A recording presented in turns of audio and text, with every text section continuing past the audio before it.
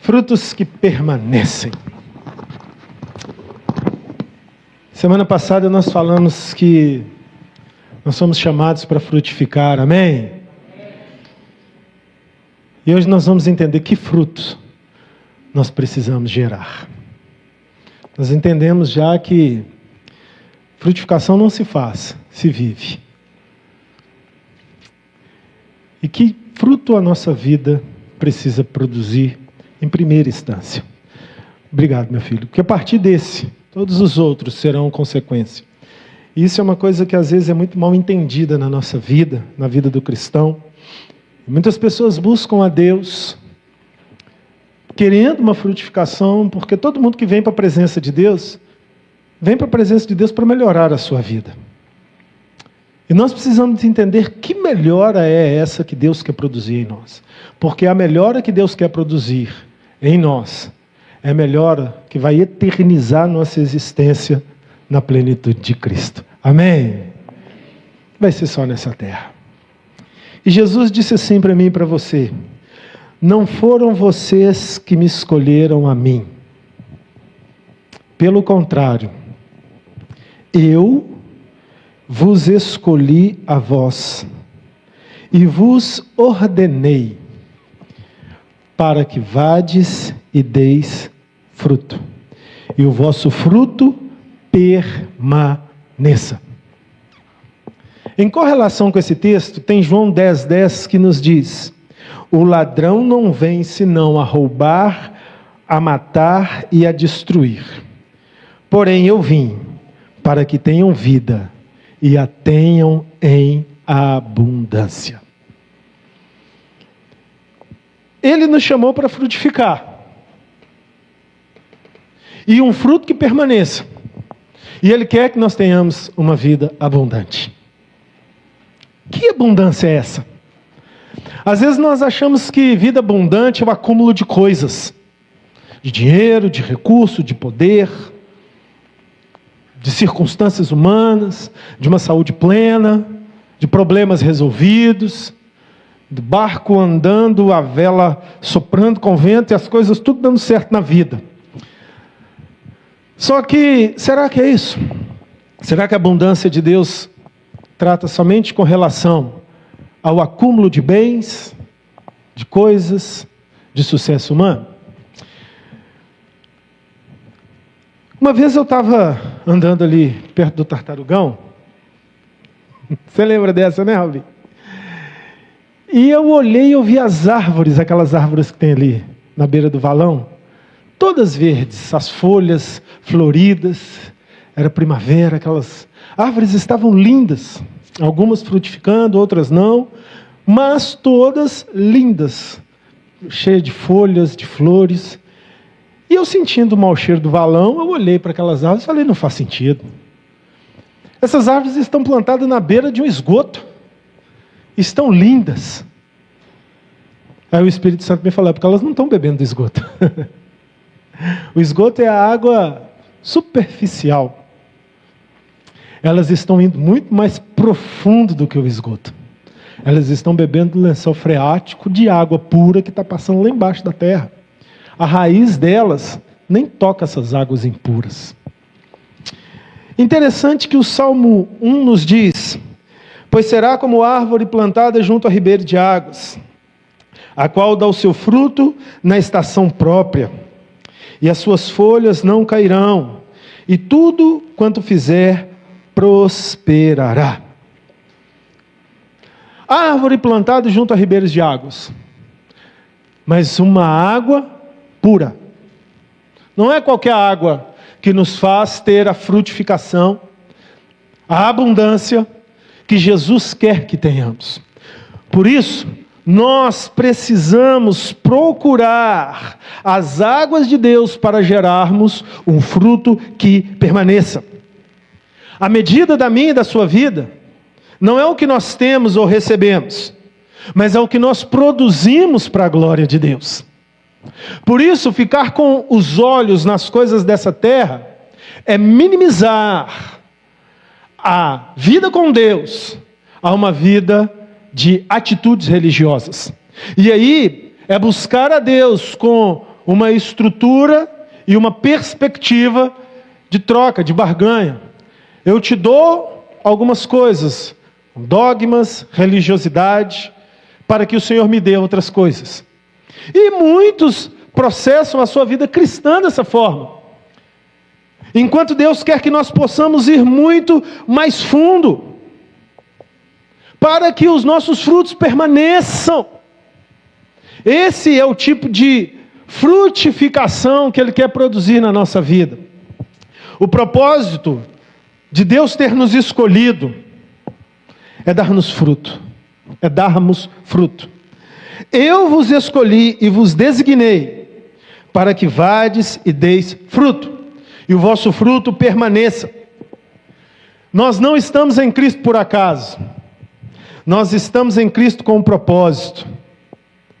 E nós precisamos discernir qual é esse propósito que Ele tem na nossa vida todos os dias. Não é discernir o propósito como a inteligência emocional está aí para todo lado ensinando, descubra o propósito da sua vida. Ou seja, o que você tem aptidão, habilidade para fazer que vai te dar mais resultados. Não é isso que Deus está falando. Deus está dizendo que o propósito que Ele tem para nós é para que nós sejamos o espelho da manifestação da glória dEle nessa terra. E entender isso muitas vezes nos custa muito, porque nós somos cabeça dura. Nós olhamos muito para o nosso umbigo, nós somos muito egocêntricos. Nós queremos, presta atenção nas nossas orações muitas vezes. São lista de pedidos. E muitas vezes, sem nenhum agradecimento. A gente está muito focado no que a gente quer, no que a gente precisa. E quando a gente se toca que a nossa vida está errada, é por causa dos prejuízos que nós estamos tendo na vida. E aí a gente vê assim, poxa, eu preciso ajustar as coisas. Para quê? Para que eu pare de ter prejuízos. Esse raciocínio, ele está incorreto. Deus quer muito mais do que isso para a sua vida. Deus quer muito mais do que isso para a minha vida. Jesus contou uma parábola uma vez, que está lá em Lucas 13, que diz assim, e dizia essa parábola: um certo homem tinha uma figueira, repita comigo, uma figueira plantada na sua vinha, só até aí, e foi procurar nela fruto, não achando, disse ao vinhateiro: eis que há 3 anos venho procurar fruto nessa figueira, e não acho. Corta, porque ocupa ainda a terra inutilmente. Respondeu ele, e disse-lhe: Senhor, deixa ainda este ano, até que eu a escave em redor e a esterque. E se der fruto, ficará. Se não, depois mandará cortar. Você viu aí que de propósito eu te pedi para repetir figueira? A figueira estava plantada numa vinha. Figueira dá figos. Vinha dá uvas. São plantas totalmente diferentes. Naturalmente precisam de nutrientes diferentes na terra. Mas mesmo assim, o dono daquela terra vinha todos os anos procurar figos naquela figueira. O que isso significa? Que muitas vezes nós podemos dar desculpas de que a vida não nos favorece a frutificar. Que as circunstâncias não nos favorecem a frutificar. Que o local que trabalhamos não nos favorece a frutificar espiritualmente, porque muitas vezes é um meio de muitas mentiras, e nós ali naquele meio precisamos agir conforme aquilo, porque se não agirmos conforme aquilo, não vamos prosperar naquele propósito. Que a nossa família não nos favorece a frutificação, porque existe muita incompreensão. E aí nós precisamos muitas vezes dizer aquela frase: eu sou crente, mas não sou bobo não. Nós podemos dar diversas desculpas, porque o meio que estamos plantados não nos favorece. Mas deixa eu te falar uma coisa: a vida nessa terra nunca vai favorecer a frutificação espiritual. Esse mundo não vai favorecer a frutificação espiritual. Pelo contrário, esse mundo vai sempre nos oferecer água podre para beber. É ou não é?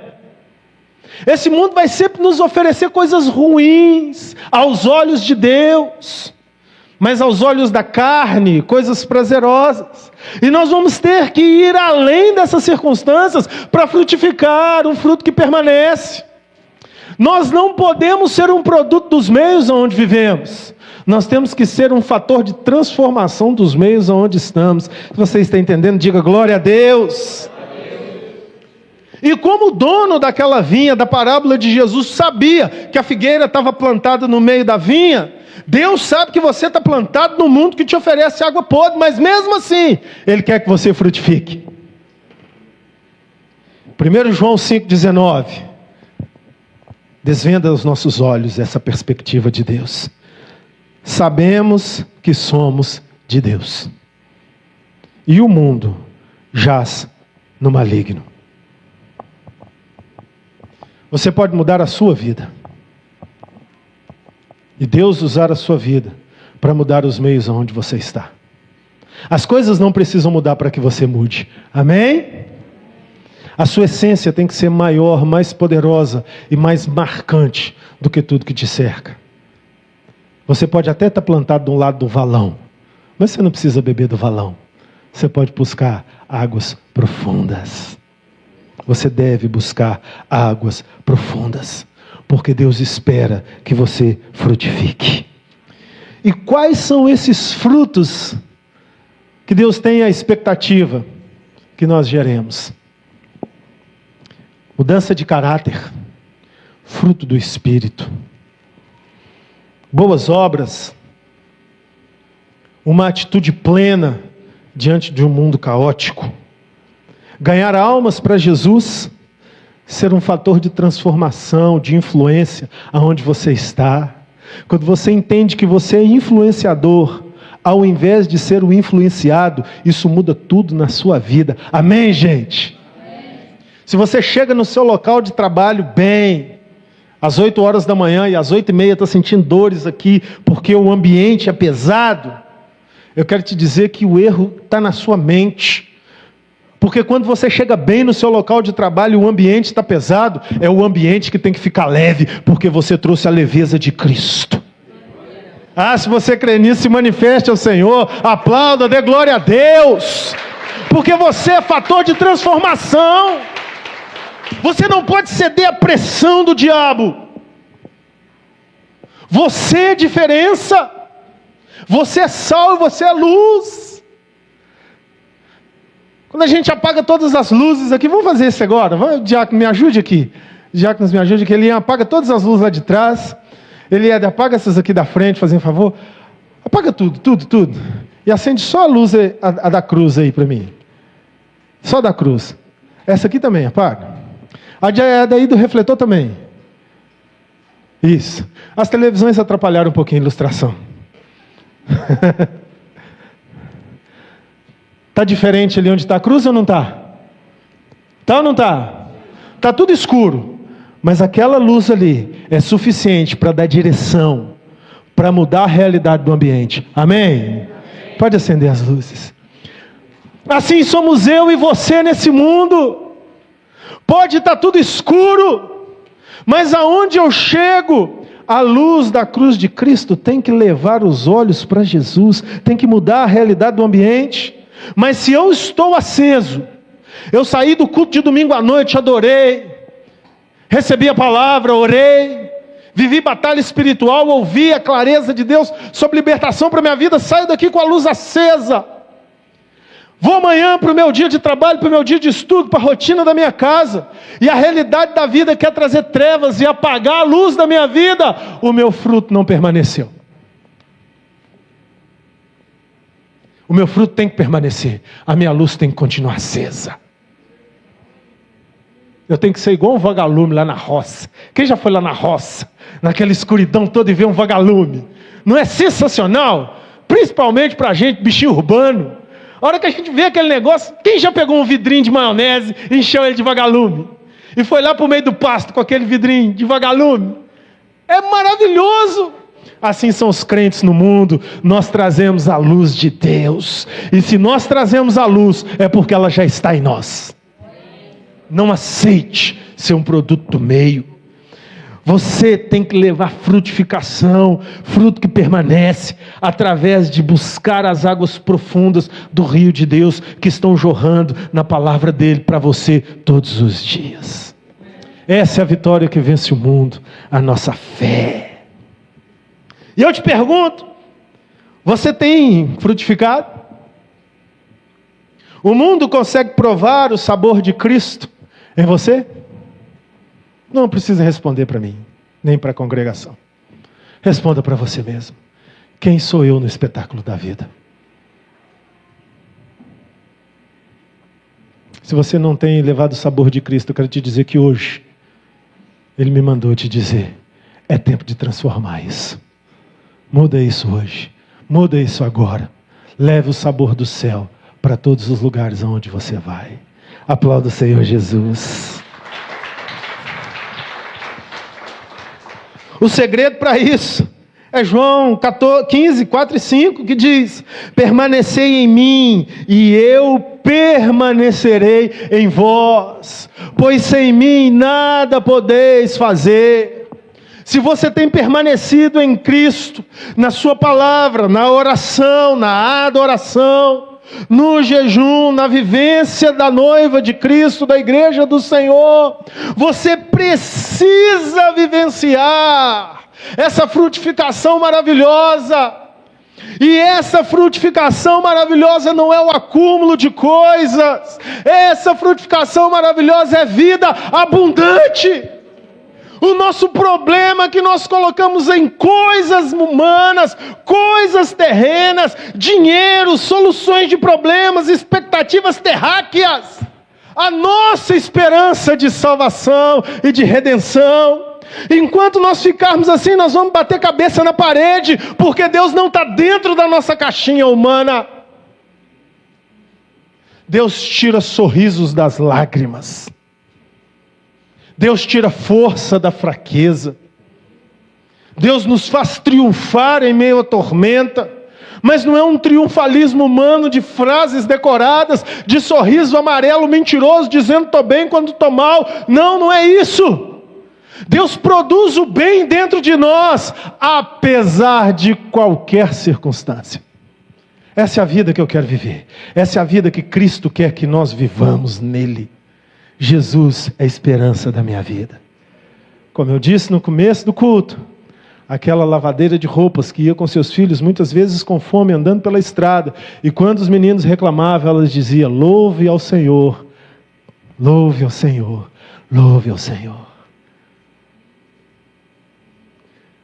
Ao que está sentado sobre o trono, ao que vive para sempre, seja a honra, seja a glória, seja o louvor. Você tem louvado o Senhor em meio às suas tormentas? Ou você tem murmurado? Ou você tem reclamado? Ou você tem se achado um derrotado, uma derrotada, um fracassado, uma fracassada?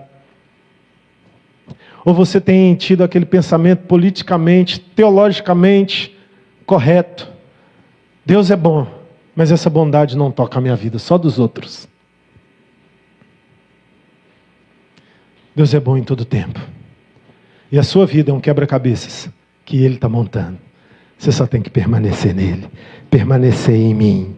Permanecer em mim. E eu permanecerei em vós. Porque sem mim nada podeis fazer. O maior desafio da vida cristã não é crer. O maior desafio da vida cristã não é crer. O maior desafio da vida cristã é permanecer crendo. Eu tenho alguns anos de caminhada cristã, desde que eu me entendo por gente. Já posso dizer por baixo 40 anos. Porque com 7 anos, revelei minha idade. Eu já entendi as coisas. Eu já ia na igreja, eu já estava na escola dominical. Eu já entendia muitas coisas. E nesses anos de caminhada, como eu já vi pessoas começarem muito bem e daqui a pouco se afastarem da presença de Deus. Pessoas irem para os cultos, chorarem, falarem línguas de verdade mesmo, adorarem, erguerem as mãos, tocarem no louvor, ministrarem a palavra. E daqui a pouco, estão no mundo, na bebida, nas drogas, na prostituição, na mentira, no ódio, e cheio de argumento bíblico, porque conhece teologicamente a Bíblia. Quantas e quantas e quantas pessoas eu já vi. Uma vez eu me frustrei muito, porque eu fiz uma conta em um determinado evento de estudo da palavra que a gente fazia, participava, e depois de alguns anos eu fiz uma conta e mais ou menos 10 mil pessoas passaram por aquele evento, daquela igreja. Mas nós não reuníamos mais que 500 pessoas naquela igreja. E eu fiz a conta porque passava na minha mão todas as inscrições daquele evento. E eu falava, cadê os 9.500? Onde estão? Onde foram?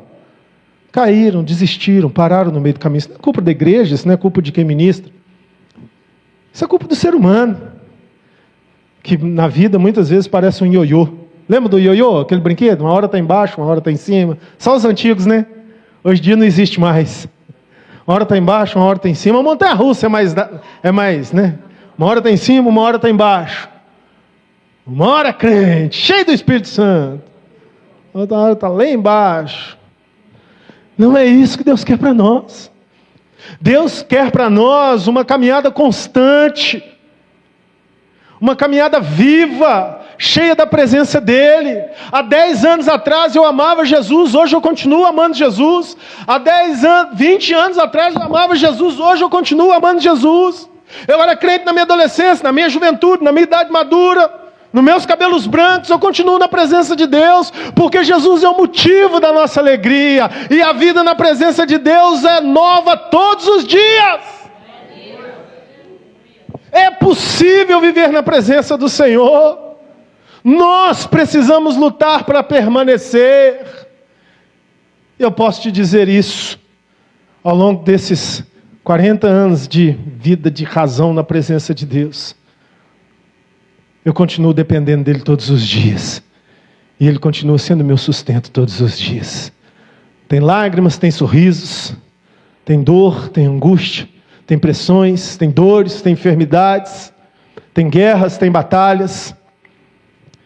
Mas há um poder que nos faz ser indesistíveis. E nós só precisamos nos abrir para vivenciarmos esse poder. Cuidado com a sua mente. Cuidado com a sua cabeça. Cuidado com as suas interrogações sobre a existência de Deus, sobre o poder de Deus. Cuidado com as suas motivações em se aproximar de Deus. A nossa mente pode muito facilmente ser manipulada pelo diabo. Principalmente quando nós olhamos para o lado. Fulano tem, eu não tenho. Isso é perigosíssimo e depõe contra a nossa profundidade na presença de Deus. Como permanecer então buscando as águas profundas? Simples. Oração. Uma vida de diálogo com Deus. Não uma vida de frases repetidas. Não uma vida de rezas decoradas. Uma vida de diálogo. O que é um diálogo, gente? É uma conversa. Só que Deus não é carne. Deus é espírito, amém? Ele é uma pessoa em espírito. Ele fala ao espírito. E só ouve o espírito quem rompeu as barreiras na sua alma. Nossa razão, nosso intelecto, nossos pensamentos, nossas dúvidas, nossas equações humanas. Para Deus 2 mais 2 não precisa exatamente ser 4. Para Deus 2 mais 2 pode ser 20, 30 mil. Porque com 5 pães e 2 peixes Ele alimentou 20 mil pessoas. Deus não está preso aos nossos raciocínios humanos, às nossas somas, subtrações, divisões e multiplicações. Deus fala conosco da forma que Ele quer. Eu estava preparando essa mensagem e dei o título.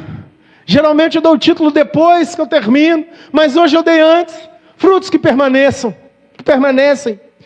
E estava sentado no computador orando, lento, mas no coração aquela pergunta: Senhor, essa é a palavra para hoje. De repente meu celular acende sozinho. E cai no status do WhatsApp de um amigo meu lá em Itaituba, no Pará, com um cartaz: culto especial, frutos que permanecem. Lá do Alexandre. Vou até mandar o link do culto para ele hoje. Só para Deus falar assim: eu vou confirmar mesmo, eu vou mandar uma confirmação de 4.000 quilômetros de distância para você. O mesmo título que eu já tinha dado. Aí o Espírito Santo falou no meu espírito: você ainda tem dúvida? Eu disse: não. Está tranquilo. Mas não foi da forma que eu quis. Não foi da forma que eu previ. Não apareceu algo de outro planeta. Apareceu uma simples imagem no meu telefone, com o mesmo nome que eu estava perguntando ao Senhor. Deus está na sutileza da vida. Deus está na simplicidade dos nossos caminhos. Deus está nos pequenos começos. Deus está na intimidade. Deixa eu te falar uma coisa. A intimidade é só entre você e Deus. Você não vive intimidade em público. Você vive intimidade no privado. Por isso que o Senhor disse: quando orardes, entra para o teu quarto, fecha a porta, fala ao seu pai que está em secreto. E o seu pai que está em secreto te recompensará publicamente. Qual foi a última vez que você entrou para o quarto, fechou a porta e ficou sozinho com Deus? Em intimidade. E um nível de oração que dispensa palavras, mas que derrama a sua alma sobre a realidade de Cristo. Cuidado, igreja. Esse mundo está cada vez mais intenso em atividades, em informações, em imagens, em coisas que tomam a nossa atenção e podem nos levar a um estilo de vida que nós ignoramos a presença de Deus na nossa intimidade e só temos Ele no público, na igreja. Aí a gente vai ter uma vida superficial. Enquanto o segredo está na profundidade. Oração, diálogo, converse com Deus. Converse com Deus. Vá para locais secretos, aonde você possa ficar sozinho. Feche as portas. Entre num lugar aonde você vai conseguir derramar a sua alma, revelar o seu coração, os seus erros, as suas deformidades, as suas falhas, em arrependimento diante do Senhor. Chore na presença dEle, sem precisar de um fundo musical que mexa com o seu emocional, mas chore de forma nua e crua, rasgando o seu coração, e dizendo para Ele: Jesus, o Senhor é meu amigo. Isso é cristianismo de verdade. Isso vai levar suas raízes para o fundo. Isso vai mostrar para você que abundância não é acúmulo de coisas e solução de problemas. Abundância é frutificar espiritualmente. O resto é tudo consequência. Busca em primeiro lugar o reino de Deus e a sua justiça, e todas essas coisas vos serão acrescentadas. Leitura da palavra, ser alimentado pela palavra, ler com a alma, não com a mente, obediência, viver o que Jesus ensinou. Jesus ensinou para fazer, eu faço. Jesus ensinou para não fazer, eu não faço. Simples assim. Agora, eu não sei se Jesus ensinou ou não ensinou, é porque você não tem relacionamento com Ele. A gente que é pastor, que é líder, que se entrega ao ensino da palavra, uma das perguntas que a gente mais escuta é: pode ou não pode? As pessoas colocam na nossa mão a decisão da sua eternidade. Porque se eu falo que pode uma coisa que não pode, e você fizer o pode que eu falo, sendo que Deus quer que não possa, você pode fazer, morrer e ir para o inferno. É ou não é? É ou não é, gente? É. E aí as pessoas o tempo todo colocam a eternidade da sua vida nas nossas mãos. E a gente precisa dar uma resposta. Tem que viver no jejum, na oração, no joelho no chão. Mas sabe qual é o ideal? É que você descubra o que você pode, o que você não pode, através da oração, diálogo com Deus e alimentação na palavra dele. Mas as pessoas não querem isso. Eu não falo isso para ferir o seu coração, eu falo isso para alertar a sua alma. As pessoas dizem, eu sou crente, eu creio na Bíblia, na palavra de Deus, eu dou minha vida pela palavra de Deus, eu faço tudo pela palavra de Deus. E aí eu pergunto para quem fala isso, você já leu?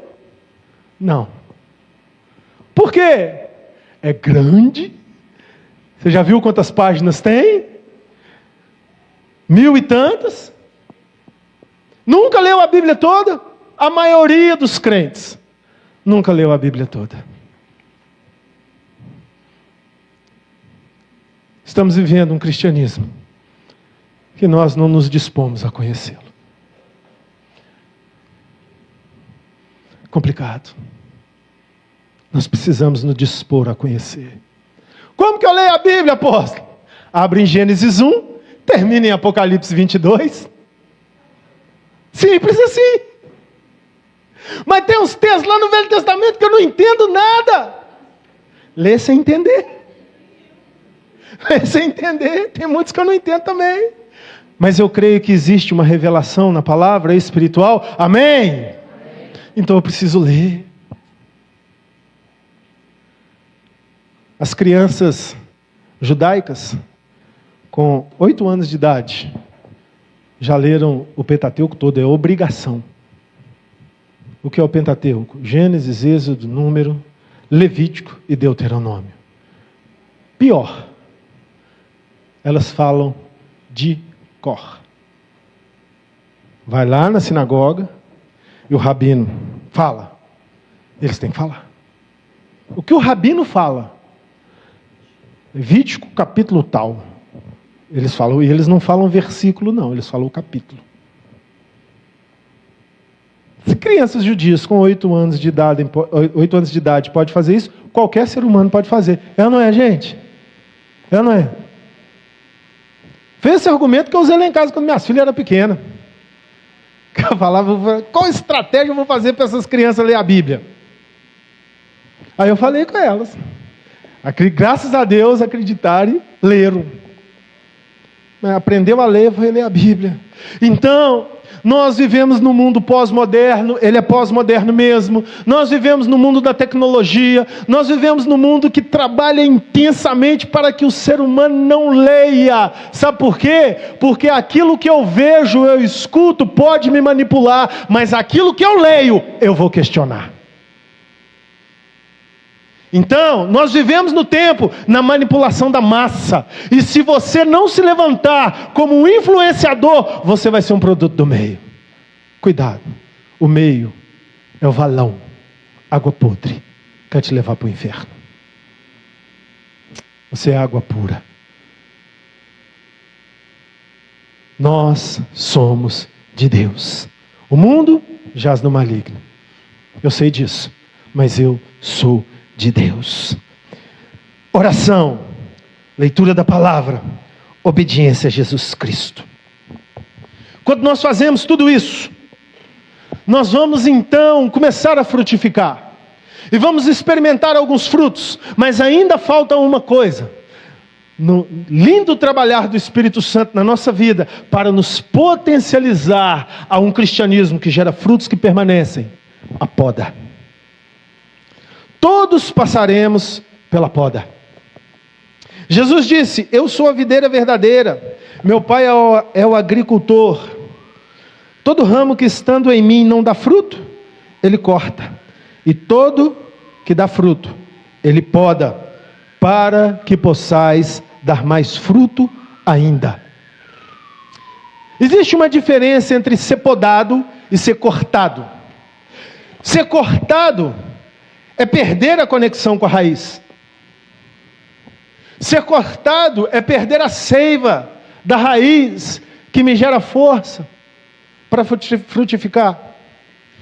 E foi Jesus que disse, todo que está em mim, que não está interessado na abundância que eu ofereci, ou seja, a abundância que vai além de realizações materiais, que não está interessado em frutificar, eu corto.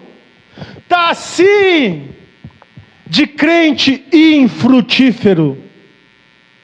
Não falo isso para ferir, mas para encontrarmos a realidade da vida espiritual. Está assim de crente que não frutifica nada. Essa semana eu ouvi um testemunho de dezenas de milhares que eu já ouvi. Poxa, eu trabalho com um cara que é da igreja tal, que tem o cargo tal na igreja tal, e que manda todo mundo para tudo quanto é lugar, e que fala tudo quanto é tipo de palavrão. E eu falei com ele: meu irmão, você é crente? Quantos testemunhos desses a gente ouve? Por quê? Porque são galhos que foram cortados. Não querem dar frutos. Só Jesus sabe quando, como e qual galho ele vai fazer isso. Mas ai de nós, se formos cortados da videira. Ai de nós. E quando isso acontece na vida espiritual do ser humano, nem ele mesmo percebe. Está cheio de crente desviado de Jesus, sentado no banco da igreja. Isso é muito perigoso. Não tem relacionamento nenhum com Jesus, mas vem para a igreja porque se habituou aos ritos e dogmas. E aí os ouvidos espirituais ficam tapados. Não podemos cair nessa situação. E se cairmos, que Deus tenha misericórdia de nós e manifeste sobre nós, Jó 14:9 ou 9:14, a esperança para a árvore cortada. Ao cheiro das águas brotará. Tem até uma linda canção sobre isso. Porque Deus é Deus de misericórdia, e que Ele nos alcança com a sua misericórdia. Mas há um grande risco nisso: morrermos antes de sentirmos o cheiro das águas. Gente, ninguém pode falar da eternidade de ninguém, só Deus pode falar. Mas cada um de nós sabe aonde está a sua vida espiritual. E eu preciso te dar um alerta. Se você morrer fora da videira, só tem um destino para você, e você sabe qual é. E se isso acontecer comigo, só tem um destino para mim, e eu sei qual é: a eternidade fora da presença de Deus. O que nós precisamos entender e aprender é que a nossa vida começa de verdade depois que a gente morre nessa terra. Porque ela será eterna. Então, vale a pena sacrificar seja o que for, para que tenhamos a eternidade ao lado de Deus. Amém ou não amém? Vale a pena sacrificar os prazeres, os desejos, as autoafirmações. Vale a pena. Se envolva com Cristo. Pergunte a Ele. Isso é ser cortado. Mas ser podado não é perder conexão com a videira. Ser podado é perder coisas, perder folhas, perder volume, para que possamos dar uma frutificação ainda mais forte. Estamos conectados, mas estamos sendo provados, corrigidos. Estamos passando por momentos dolorosos. A poda de hoje é o fruto de amanhã. Então, se você está passando na sua vida situações em que você tem visto perdas acontecendo, desajustes acontecendo, mas você está conectado com Jesus, você está na presença dEle, você está orando, você está lendo a palavra, você está obedecendo. Não questione: Senhor, por quê? Pergunte: Senhor, para quê? Mude a pergunta. O que o Senhor quer gerar na minha vida através disso, eu não entendo, eu não sei, eu não tenho capacidade de administrar. Está doendo profundamente. Me ensina, Senhor. Ele vai te ensinar, porque a poda de hoje é o fruto de amanhã. Quem passou, quem amadureceu, quem cresceu, vai gerar um fruto saboroso. Se nós pudéssemos conversar com as plantas e perguntar para elas: quanto custa para gerar um fruto? Uma maçã bonita igual essa que nós estamos vendo aqui na imagem. Quanto ela tem que sofrer, passar, gemer, para gerar esse tipo de fruto. Ela nos diria algumas coisas muito interessantes, mas nós podemos intuitivamente entender que a força da maturidade é validada na aprovação em cada processo de poda. Amém? Se você está entendendo, aplauda o Senhor Jesus. Alisson, dá um pouquinho de retorno, fazendo favor. Quais são os frutos que permanecem então? Passei por tudo isso, entendi, coloquei raízes profundas, isso chegou. Coloquei raízes profundas, achei as águas puras, assimilei a poda, entendi que eu sou de Deus, embora o mundo esteja no maligno. Não me deixei influenciar por esse meio, estou caminhando. Quais são então esses frutos? Primeiro, o fruto do Espírito. Gálatas 5, 22 a 24. O fruto do Espírito é amor, alegria, paz, paciência, amabilidade, bondade, fidelidade, mansidão, domínio próprio. Contra essas coisas não há lei. Os que pertencem a Cristo Jesus crucificaram a carne com as suas paixões e os seus desejos. É um fruto. É como uma mexerica, com vários gomos. Alegria, amor, paz, paciência. O fruto do Espírito revela o nosso caráter transformado. Todas as personalidades e todos os temperamentos podem ser conduzidos pelo poder de Deus. Não importa se eu sou sanguíneo, melancólico, colérico. Os meus frutos não serão de acordo com o meu temperamento e nem com a minha personalidade, mas eles serão de acordo com a palavra de Deus. Amém? Esse é o primeiro fruto que permanece. Que aconteça o que acontecer, que eu passe pelo que passar, ele vai estar fluindo da minha vida. Fruto que permanece. Essa é a verdadeira vida abundante. Dar amor enquanto o mundo me dá ódio. Ter alegria enquanto todas as circunstâncias querem me jogar no vale da tristeza. Ter paz enquanto a ansiedade, como uma onda violenta do mar, quer me levar. Ter paciência quando a ira desse mundo se levanta contra mim. Ter amabilidade, bom trato quando eu lido com pessoas difíceis. Ter bondade mesmo que eu não receba ela de volta. Ser fiel, não importa o que acontecer. Ser manso com todos. Ter domínio próprio, não importa as circunstâncias. Contra essas coisas não há lei, igreja. Esse é o padrão que Jesus quer nos levar. Mas também temos o fruto das boas obras. Colossenses diz: e isso para que vocês vivam de maneira digna do Senhor Jesus e possam agradá-lo, frutificando em toda boa obra, crescendo no conhecimento de Deus. Colossenses 1, 10 e 11. E sendo fortalecidos com todo o poder, de acordo com a força da sua glória.